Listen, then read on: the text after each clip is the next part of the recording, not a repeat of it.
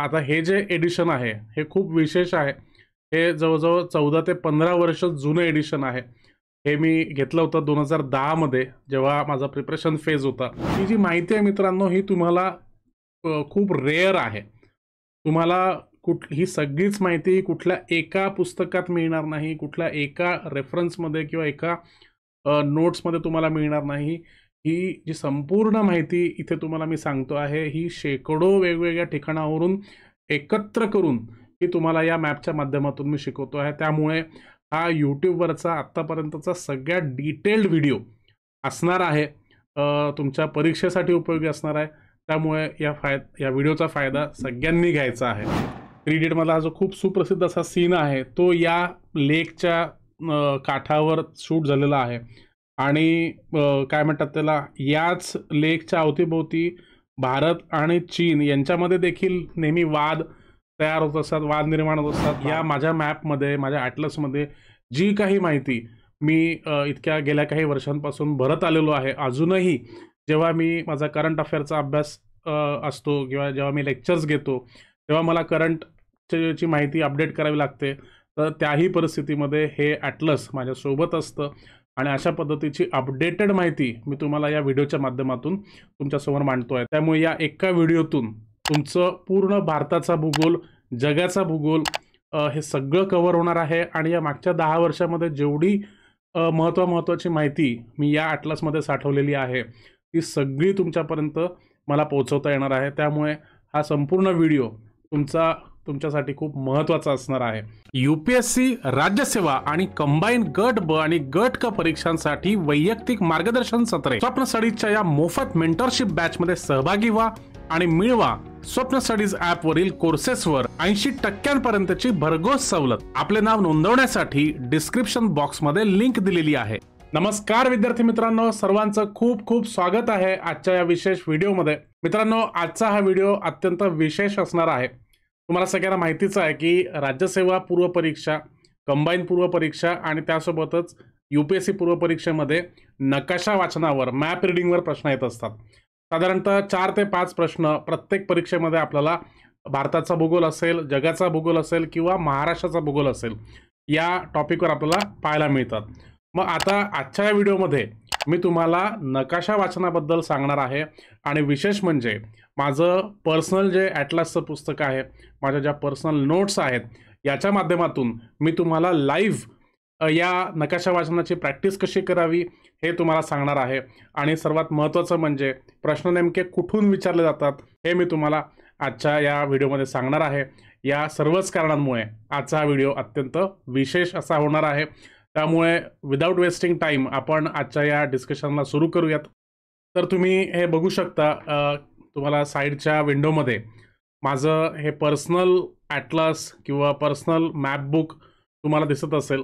हे Oxford student atlas आहे भारताचं, आणि भारताचं जरी असलं तरी याच्यामध्ये जगाच्या भूगोलाबद्दलही बरीचशी माहिती दिलेली आहे। आता बाजारामध्ये याचंही भरपूर लेटेस्ट एडिशन अवेलेबल असणार आहे। आता हे जे एडिशन आहे हे खूप विशेष आहे। हे जवळजवळ 14 ते 15 वर्ष जुनं एडिशन आहे। हे मी घेतलं होतं 2010 मध्ये, जेव्हा माझा प्रिपरेशन फेज होता।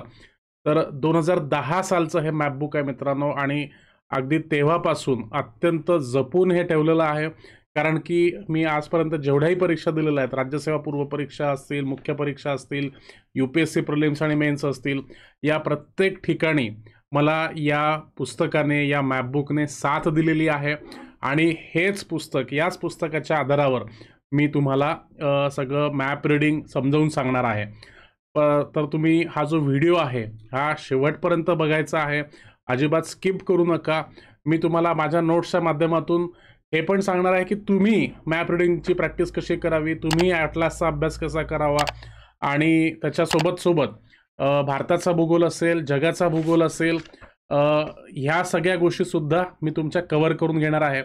यामध्ये भौतिक भूगोल, राजकीय भूगोल हे सुद्धा आपण कव्हर करणार आहोत।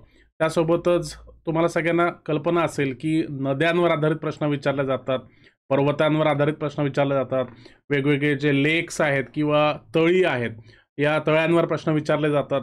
तर ज्या काही गोष्टींवर राज्यसेवा पूर्व परीक्षा, UPSC पूर्व परीक्षा यामध्ये प्रश्न विचारले जातात. या सर्व गोष्टी मी या व्हिडिओमध्ये कव्हर करणार आहे.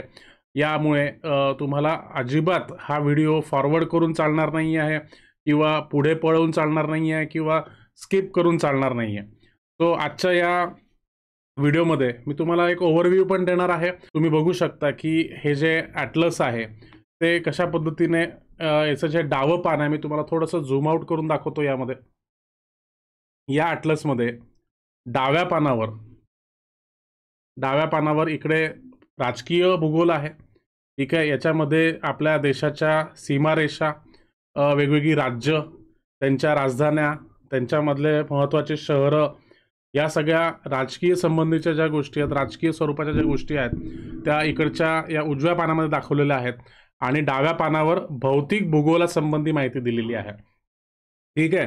तर तुम्ही सुद्धा मॅप रीडिंग करताना, नकाशा वाचन करताना असं एखादा ॲटलस निवडा की ज्यामध्ये भौतिक भूगोल आणि राजकीय भूगोल हा वेगवेगळा दिलेला आहे.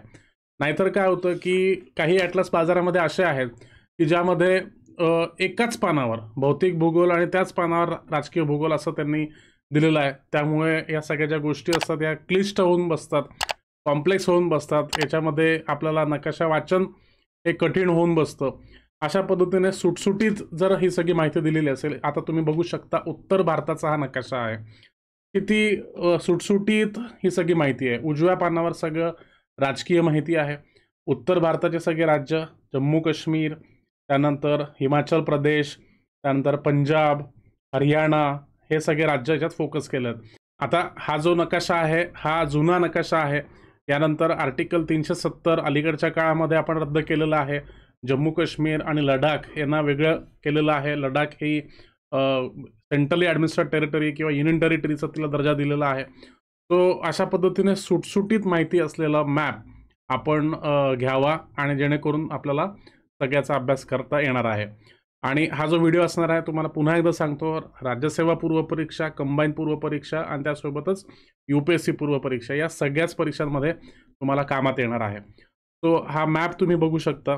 आता सुरुवातीला हे जे पान आहे, जो उजवी साईड आहे त्यामध्ये बघा देशातल्या सगळ्या महत्त्वाच्या नद्या अशा पद्धतीने डार्क ब्ल्यू स्केच पेननी मी अधोरेखित केलेलं आहे. जेणेकरून प्रत्येक नदी तुम्हाला आयडेंटिफाय करता येईल. प्रत्येक नदी तुम्हाला त्या नदीचा पाथ, त्या नदीचा रस्ता तुम्हाला बघता येणार आहे की ती नदी नेमकी कुठे उगम पावते, कशा पद्धतीने ती वाहत जाते आणि कुठे कशा प्रकारे तिच्या ज्या वेगवेगळ्या ट्रिब्युटरीज आहेत. इथं जर तुम्ही सिंधू नदीचं उदाहरण बघितलं तर सिंधू नदी, तिच्या सगळ्या उपनद्या कशा पद्धतीने वाहत चाललेल्या आहेत आणि कशा पद्धतीने ती अरबी समुद्रामध्ये जाऊन मिळते आहे. असं तुम्ही सगळ्या ज्या नद्या आहेत नद्यांचा अभ्यास करू शकता. इकडे डाव्या हाताला ज्या पर्वतरांगा आहेत महत्त्वाच्या त्या हायलाईट केलेल्या आहेत. हायलायटरचा आपण उपयोग केलेला इथे.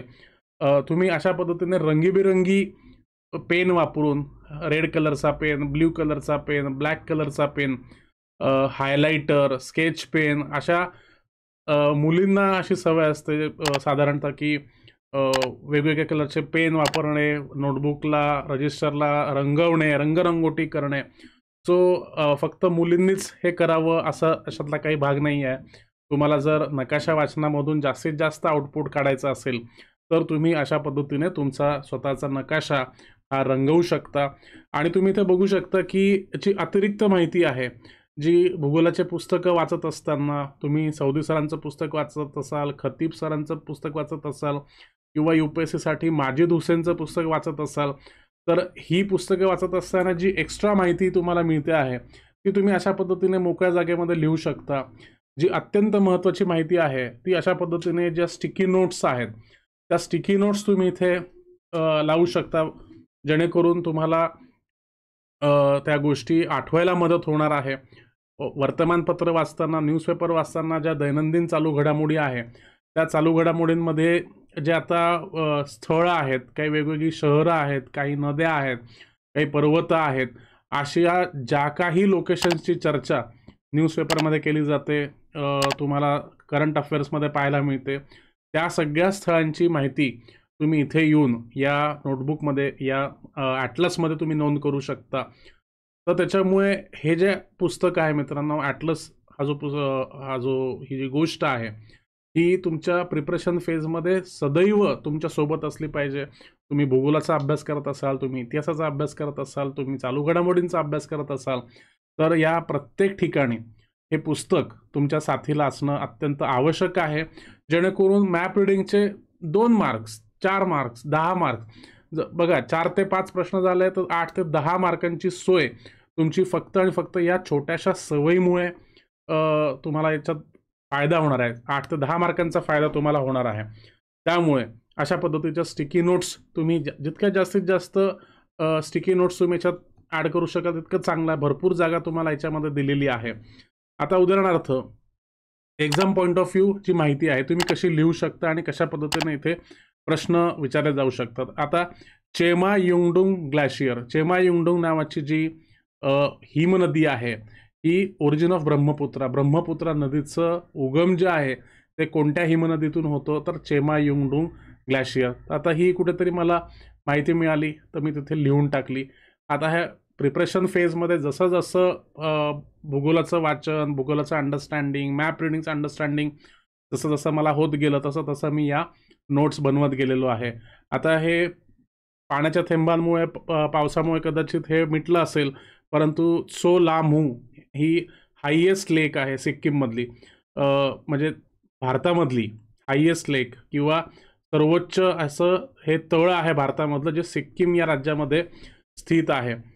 जिओथर्मल एनर्जी, भूऔष्णिक ऊर्जा ही वर्तमानपत्रांमध्ये नेहमी चर्चेमध्ये असते. तर भूऔष्णिक ऊर्जेचे जे स्रोत आहेत किंवा जे स्थळ आहेत महत्त्वाचे भारतामध्ये, ते कुठे आहे, तर पहिलं स्थळ आहे जम्मू आणि काश्मीरमध्ये पूगा व्हॅली किंवा पूगा ही जी दरी आहे, या पूगा दरीमध्ये आपल्याला भूऔष्णिक ऊर्जेचे मोठे साठे मिळतात. तुम्हाला गरम पाण्याचे झरे माहिती असतील की तुम्ही टी व्हीमध्ये किंवा कुठेतरी चित्रपटामध्ये बघितले असतील की जमिनीतून गरम पाण्याचे झरे वाहतात, पाण्याच्या वाफा त्यातून येतात. तर अशा पद्धतीचं भूगर्भामध्ये जे उष्णतेचे साठे असतात, औष्णिक साठे असतात, त्यांना आपण भूऔष्णिक किंवा भूगर्भीय औष्णिक ऊर्जा असं म्हणतो. आणि त्याचे साठे जम्मू काश्मीर या राज्यामध्ये पूगा व्हॅलीमध्ये आहेत. ठीक आहे. हिमाचल प्रदेशमध्ये मणिकरणमध्ये ते जिओथर्मल एनर्जी साठे आहे. बिहारमध्ये राजगीर येते, महाराष्ट्रामध्ये जळगाव जवळ, उत्तराखंडमध्ये तपोवन या जवळ आणि गुजरातमध्ये खंभाचा जो आखात आहे या ठिकाणी आपल्याला भूगर्भीय उष्णतेचे साठे पाहायला मिळतात.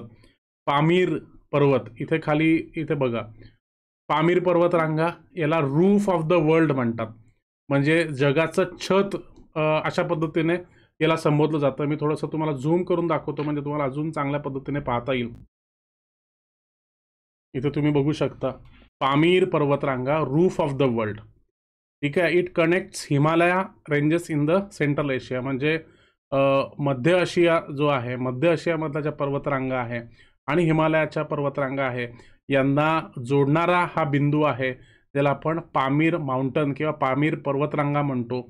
आता हा जो केंद्रबिंदू आहे मध्य आशियामधल्या पर्वतरांगा आणि भारतातल्या पर्वतरांगा यांना जोडणारा जो बिंदू आहे त्याला आपण पामीर नॉट असं म्हणतो, पामीरची गाठ असं म्हणतो. तर अशा ज्या एक्स्ट्रा इन्फॉर्मेशन आहेत, अतिरिक्त माहिती आहे, ह्या जास्तीत जास्त आपण आपल्या मॅपबुकमध्ये लिहू शकतो. आता उजवं पान तुम्हाला मी दाखवतो आहे, हे बघा, झूम करून दाखवतो जेणेकरून तुम्हाला चांगल्या पद्धतीने अजून कळेल. आता बघा, सतलज नदी संबंधी किंवा सिंधू नदी संबंधी जी इन्फॉर्मेशन आहे, भारतातल्या ज्या नद्या आहेत महत्त्वाच्या, सतलज नदी असेल, सिंधू नदी असेल, काली नदी असेल, तीस्ता आणि ब्रह्मपुत्रा, तर या नद्यांमध्ये आणि आपल्या हिमालयन पर्वतरांगामध्ये काय संबंध आहे, तर इथे तुम्ही बघू शकता की सिंधू नदी आणि सतलज नदी. आता सिंधू नदी कुठे आहे तुम्ही इथे बघा, ही सिंधू नदी आहे. ठीक आहे. सतलज नदी कुठे आहे, तर ही सतलज नदी बघा. ठीक आहे. तर सतलज नदी आणि सिंधू नदी यांच्यामधला जो पर्वतरांगांचा, हिमालय पर्वतरांगांचा जो भाग आहे त्याला आपण सतलज नदी इथून अशी चाललेली आहे ती शिपकीला पास, शिपकीलाचा जो पास आहे किंवा माउंटेनमध्ये जो गॅप आहे, खिंड आहे, शिपकीलाची खिंड. तर या शिपकीलाच्या खिंडीमधून ही सतलज नदी भारतामध्ये एंटर करते. ठीक आहे. तर तिचा जो पाथ आहे तो असा इथे तुम्हाला अधोरेखित करून दाखवलेला आहे. सिंधू नदी ही मानसरोवर जवळ, कैलास पर्वतरांगेजवळ मानस सरोवर येथे सिंधू नदी उगम पावते आणि अशा पद्धतीने तिचा हा पाथ आहे, तिचा हा रस्ता आहे. यांच्या मधोमध जो काही हिमालय पर्वतांचा भाग आहे त्याला आपण काश्मीर किंवा पंजाब हिमालय. ठीक आहे. त्यानंतर आता पुढचा जो भाग आहे सतलज नदी, काली नदी यांच्यामधला जो भाग आहे हिमालयांचा, आपण याला कुमाऊ हिमालय असं म्हणतो. त्यानंतर काली नदी आणि तीस्ता नदी यांच्यामधला जो हिमालय पर्वतरांगांचा जो भाग आहे त्याला आपण नेपाळ हिमालय म्हणतो. तीस्ता नदी आणि ब्रह्मपुत्र नदी यांच्यामध्ये जो हिमालयाचा भाग आहे त्याला आपण आसम हिमालय असं म्हणतो. तर अशा पद्धतीने बघा, काश्मीर हिमालयाला आपण पंजाब हिमालय सुद्धा म्हणतो. काश्मीर हिमालय किंवा पंजाब हिमालय. सिंधू आणि सतलजमध्ये जो हिमालय येतो त्याला काश्मीर हिमालय किंवा पंजाब हिमालय म्हणतात. सतलज आणि कालीच्या मध्ये कुमाऊ हिमालय, कारण की इथे कुमाऊ आणि गढवाल पर्वतरांगा आहेत. त्यानंतर काली आणि तीस्ता नदी यांच्यामध्ये नेपाळ हिमालय, तीस्ता नदी आणि ब्रह्मपुत्रा नदी यांच्यामध्ये आसम हिमालय. तो अशा पद्धतीने जर आपण पश्चिमेकडून पूर्वेकडे गेलो तर ह्या ज्या हिमालय पर्वतरांगा आहेत त्या अशा पद्धतीने आपल्याला विभागलेला पाहायला मिळतात. आता ही जी माहिती आहे ही अजूनही रिलिव्हंट आहे. भूगोलातली माहिती ही कधी बदलत नाही. नकाशा मध्ये अपडेशन होत राहतात. जसं राज्य वेगळे होतात, राज्यांच्या सीमा बदलल्या जातात, परंतु जी बेसिक माहिती आहे ती कधीच बदलणार नाही. त्यामुळे ही जी माहिती आहे ही आजही रिलिव्हंट आहे. तुमच्या सगळ्यांसाठी ही महत्त्वाची माहिती आहे. या व्हिडिओमधून, या माझ्या मॅपमध्ये, माझ्या ॲटलसमध्ये जी काही माहिती मी इतक्या गेल्या काही वर्षांपासून भरत आलेलो आहे, अजूनही जेव्हा मी माझा करंट अफेअरचा अभ्यास असतो किंवा जेव्हा मी लेक्चर्स घेतो तेव्हा मला करंटची माहिती अपडेट करावी लागते.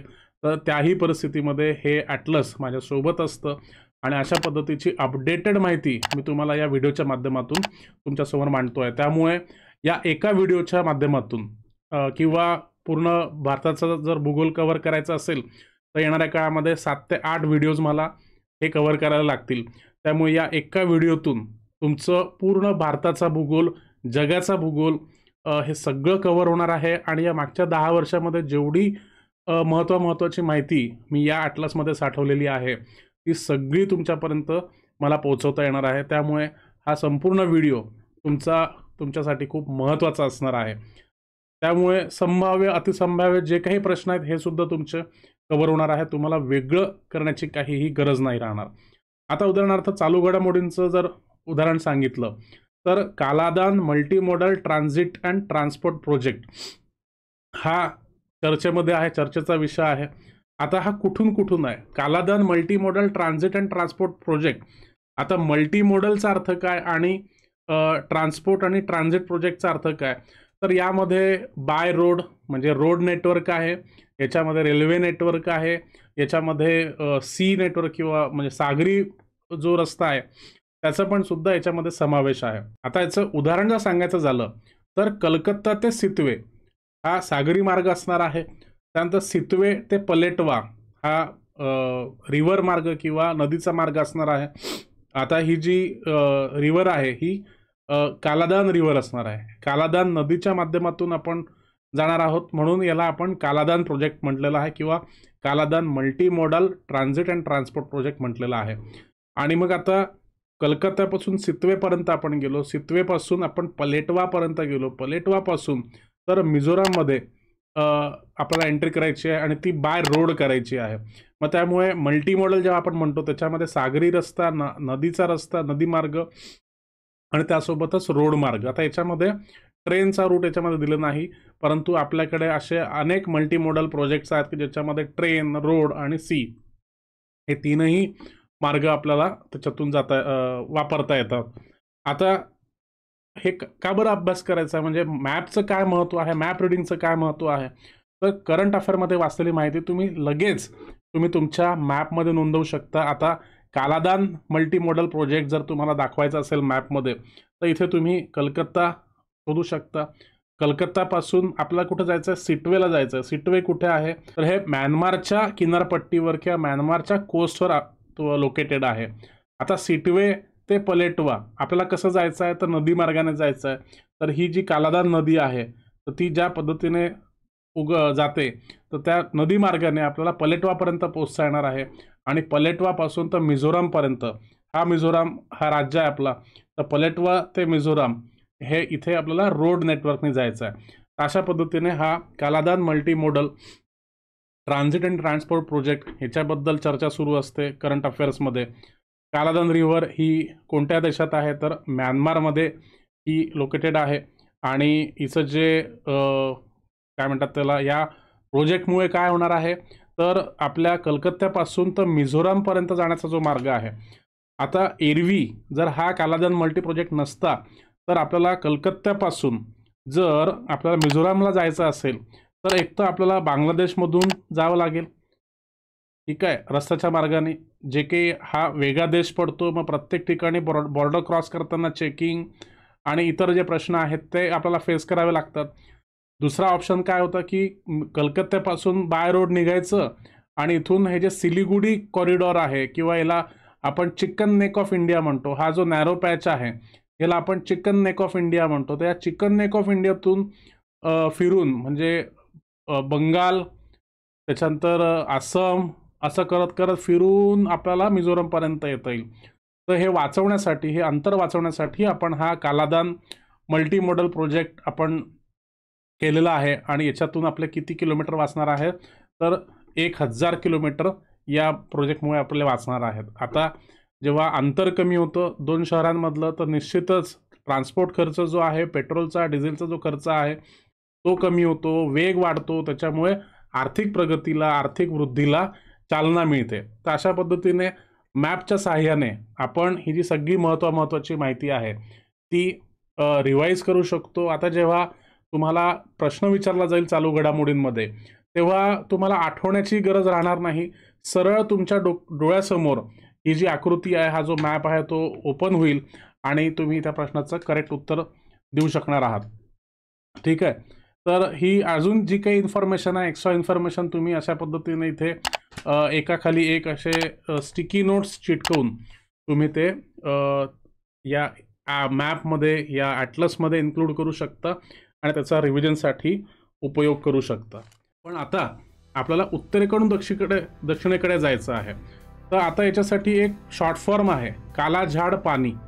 आता या किशनगंगा नदीचं असं वैशिष्ट्य आहे की किशनगंगा नदी भारत आणि पाकिस्तानमध्ये नैसर्गिक सीमा तयार करते.